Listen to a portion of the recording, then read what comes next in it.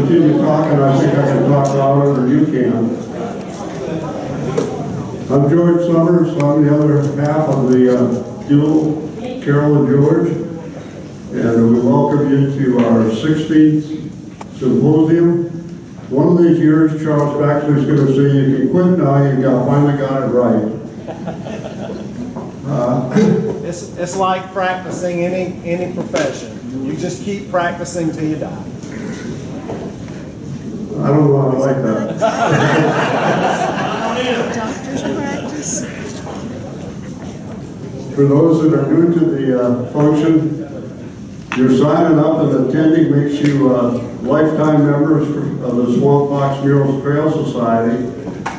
And that's what the whole thing started out to be, as a fundraiser for the Murals Trail Society. We now have 30 panels spread across Clarendon County about the Southern Campaign, featuring the one and only Swamp Fox. We also lost, in the process along the way, we've lost 3 murals due to weather, but we're pressing on anyway. We have great presenters every year, and this year is no exception. We have some new ones you've never seen before, all really great. And I hope that you'll leave here 36 hours from now with a lot more information about the Southern Campaign of the American Revolution that you arrived with. If you looked at the slideshow we had up there about our sponsors, you saw at the end, there are a couple of beige colored slides that slowed down, and they showed the current changes as of this moment to the schedule. So we had one presenter drop out, and we juggled it around, and I think it actually came out better because he was going to talk about Tarleton.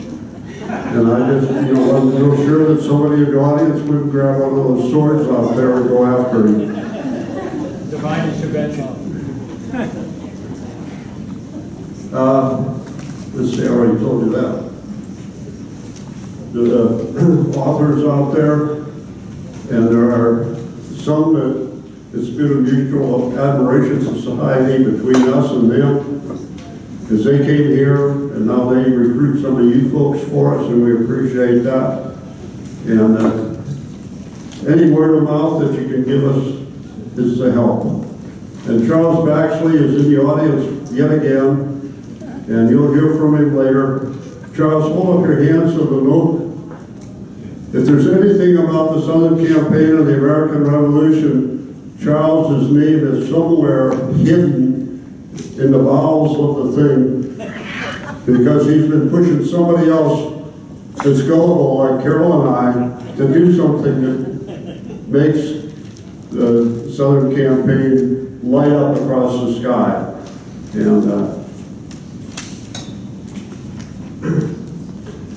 oh yeah, anybody that has not had reason already to visit the men's and women's rooms, out these doors, turn right, go to the end of the room, go through the doors.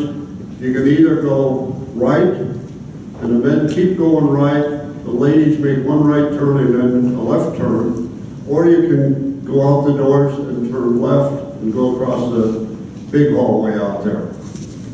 And our snack bar is stuff we like to eat. And if you don't agree with it, there's vending machines at the end of the hallway, and Central Carolina would be overjoyed if you like soft drinks instead of what we've got, because they get the profits from that, and they also got snacks. So that's available if you want to use that.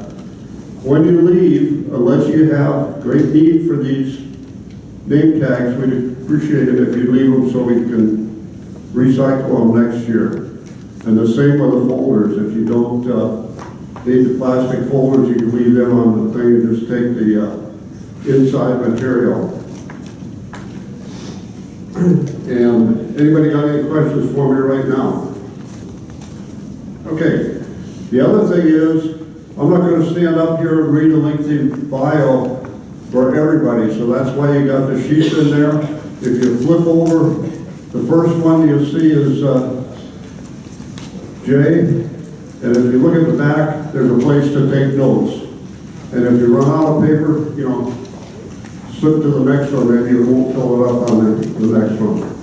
Anyway, as Chris Walker always said, the pure books that she studied history in Canada said that the reason we British lost the war was because of the war in the South.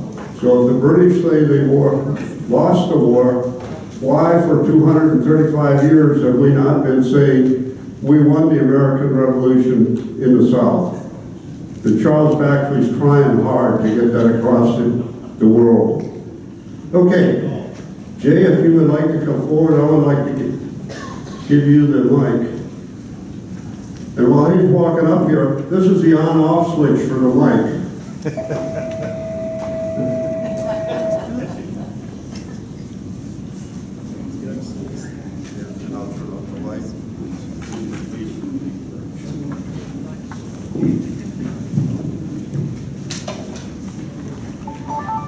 Good afternoon, everyone. Good afternoon.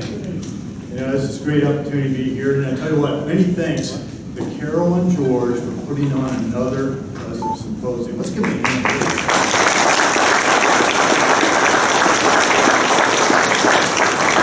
I have to admit, this is my first time here, and about a year ago when I was looking over the internet and I came across looking for some research, came across a symposium, and then I've been pestering Carol and George to come and be a presenter here. Why? Because the Swamp Fox was my childhood hero. Compliments of Walt Disney series.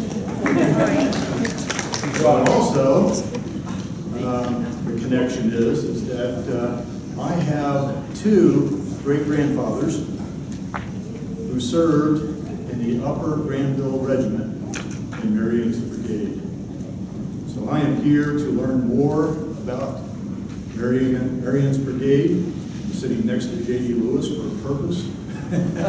and so this is a great opportunity for me as well, and I'm happy to be here. And this is also an opportunity to talk to you about the American Revolution, but from a maritime perspective. And oftentimes, we have a tendency to think of the American Revolutions as a series of land battles. And the naval aspect of it is either forgotten or is only given, a short once over. You might have heard about the exploits of John Paul Jones, or talked about the French, how they boxed out the British in the Battle of Chesapeake Bay that led to our victory at Yorktown. But I want to take this opportunity to really show you how the maritime dimension played a significant role and had a strategic impact in our fight for independence. Because it was a rebellion that turned into a world war. And that had global implications as well. So we need to talk about our maritime heritage. And after all, we are English colonies, so it's in our blood. England, being an island nation, built her empire by becoming a master of the seas. The other thing I want you to do right now is I want you to think back to 1775. So imagine yourself back in that time frame. Imagine the landscape in 1775. And here we have a countryside without roads, without interstates, tunnels, or bridges. You couldn't go any long distance or bring your goods to market without traveling across the water. Therefore, your transportation had to be by boat, or ship, or ferry. And so we had, from a maritime perspective, a long history and tradition and expertise in transportation on the maritime perspective. And if you look at New England, with its fisheries and whaling, and the ships that had to take the wheat, the tobacco, the indigo, the rice to market from the Atlantic and southern states. If we wanted our rum, we had to go down to the sugar islands of Jamaica and bring back the molasses, again, by ship. We traded with British competitors, the French, the Spanish, the Dutch. And we did that by smuggling. 18,000 of our colonial seamen served in the Royal Navy during the 7 Years' War. For us, that theater of operation was the French and Indian War. The 7-Year War was a world war. And there were countless other thousands that served in privateers preying on French and Spanish vessels. We had a pretty good shipbuilding industry going as well. And over 30% of British merchant ships were built right here in the colonies. And we were also a major source of naval stores, of timber, tar, resin, and pitch.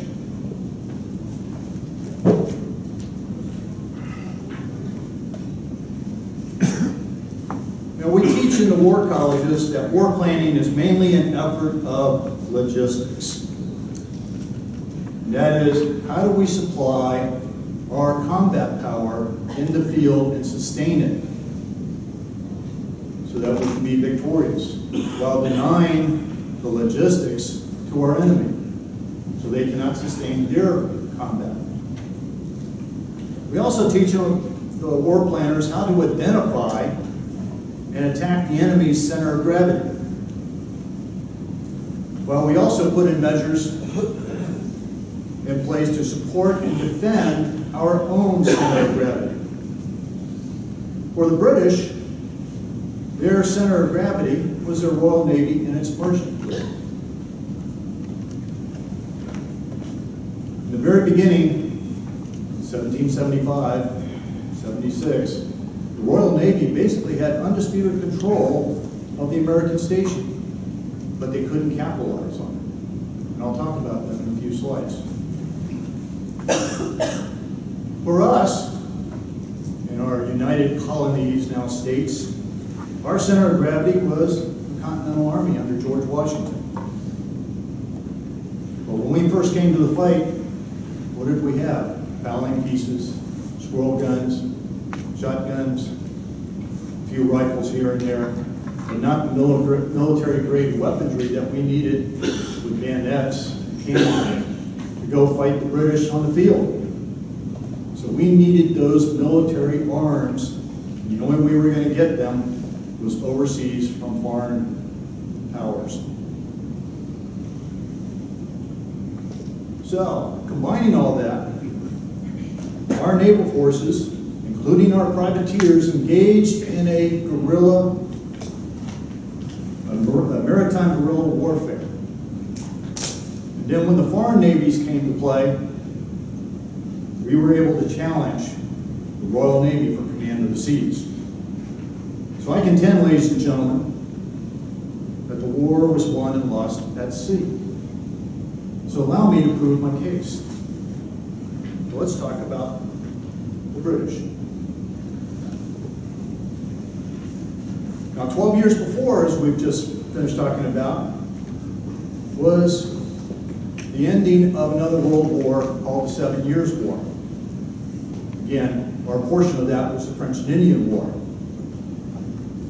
And wars are expensive. And the British Empire was deeply in debt.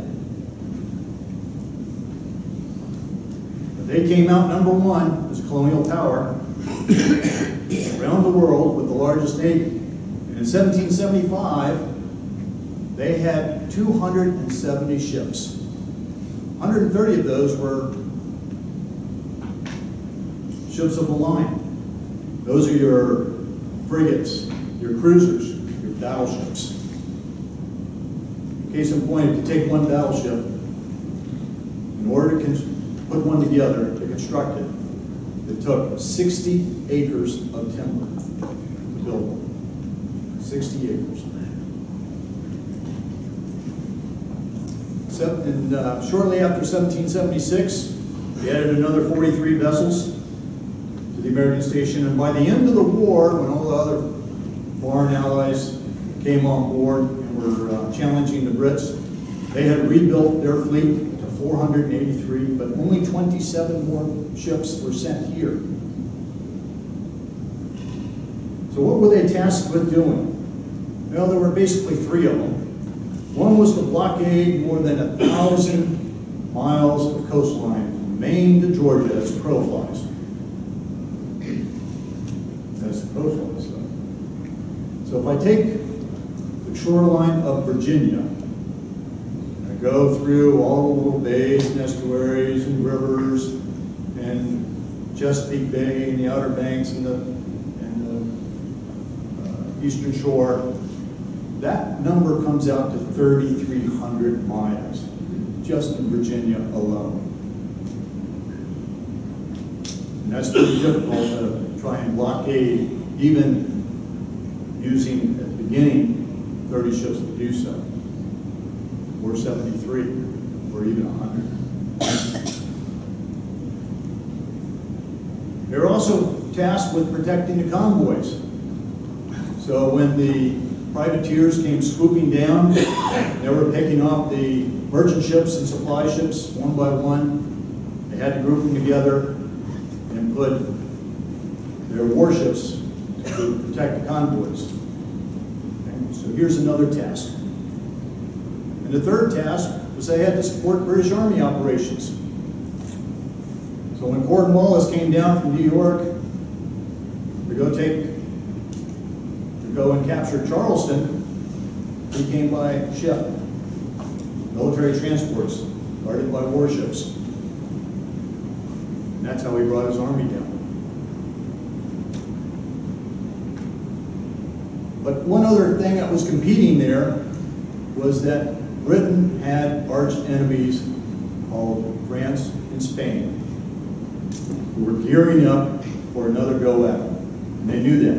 Their intelligence reports had told them that they were building up. So they needed to keep a large fleet there in the channel.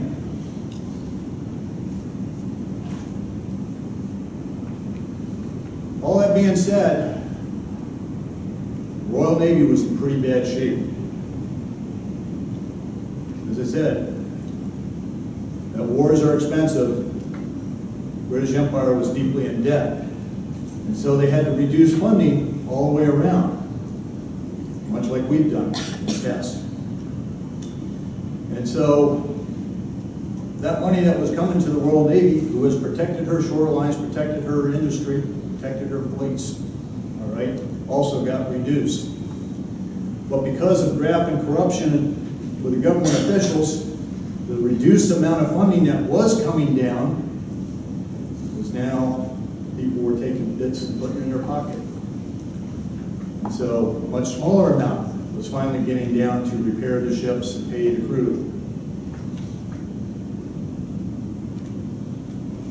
There was also carelessness and complacency among the Admiralty. Why? Because they weren't fighting anyone. They had other things to do. And so their inspections were perfunctory at best. Because the fleet had been reduced, many of the good officers and crew, the sailors, had gone off to the merchant fleet because the pay was much higher. What was left was a less than stellar bunch of officers and crew. So they were ill-disciplined. And I say disunited because when the war started, they didn't want to fight their American cousins because they had already served with them 12 years before, during the 7 Years' War, they knew how we could fight.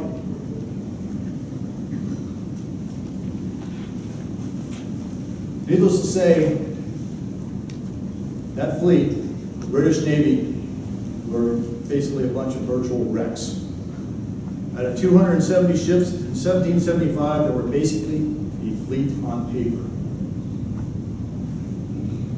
And ships of the age of sail, wooden vessels in water, causes rot, worms, barnacles, weeds, and they're subject to the elements, subject to hurricanes like we just had, and they need repair, replacement, refurbishment. And it's a very dangerous work environment, and the crew gets hurt or gets killed. Thinking about reefing sails 100 feet up in the middle of the night during a storm. Many sailors fall into their death. They're overboard, never to be seen again. Crews need replacement. So going back to blockading the coast with even 100 vessels, not all those 100 vessels are operational because they're in some state of repair or replacement or refurbishment. In the ports now, that shipbuilding capability and repair capability in the colonies is no longer available to them. So they now have to go to either Canada or down to Jamaica or back to England in order to get a ship repaired. So you can see all the different competing items here. So we're going to go through and talk real quickly about the American naval forces as well as our foreign friends and allies. Let's start with George Washington's secret navy. So when George Washington took over a collection of militia that had formed around the heights of Boston in the siege of Boston, and what did he notice?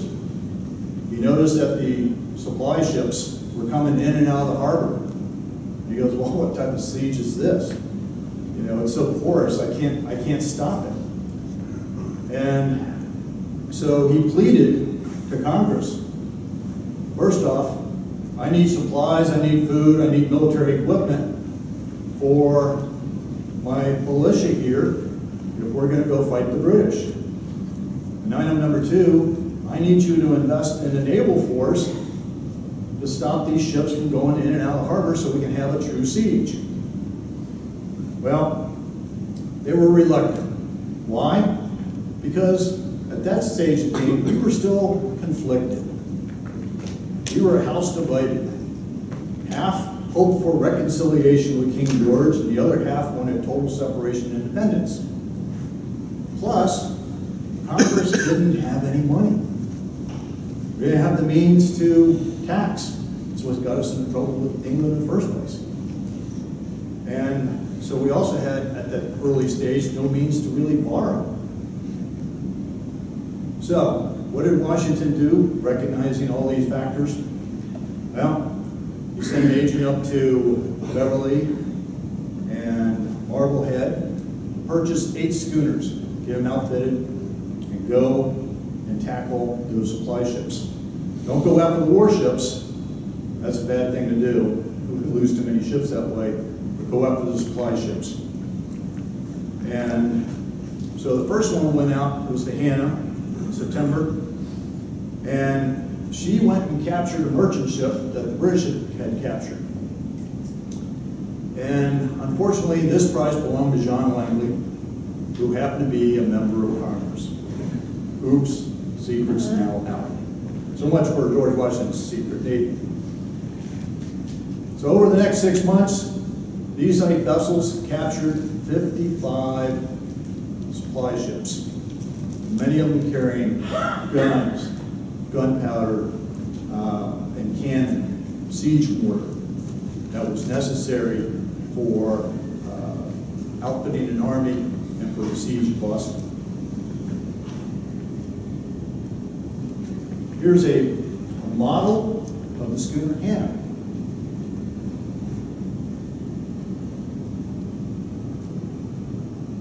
Talk about Benedict Arnold's Navy on Lake Champlain. Lake Champlain's waterways up in New York were historically been a highway for invading armies from Canada. Several forts have been erected on the lakes, and they were, by 1775, they were lightly manned by small British garrisons. So recognizing this, about 3 weeks after the shots were fired at Concord and Lexington, an American force, dual command of Benedict Arnold and Ethan Allen, captured Fort Ticonderoga and Crown Point. Okay, and if you remember, Fort Ticonderoga provided many of the cannon that was taken by Henry Knox and a team all the way down to Boston again for the siege of Boston. So the other plan that we had was that we were going to have an invading force of Canada so we could bring the 14th colony in on the rebellion. And so as the Americans made their way north into Canada, they captured additional vessels, and that was the start of the Lake Champlain Navy.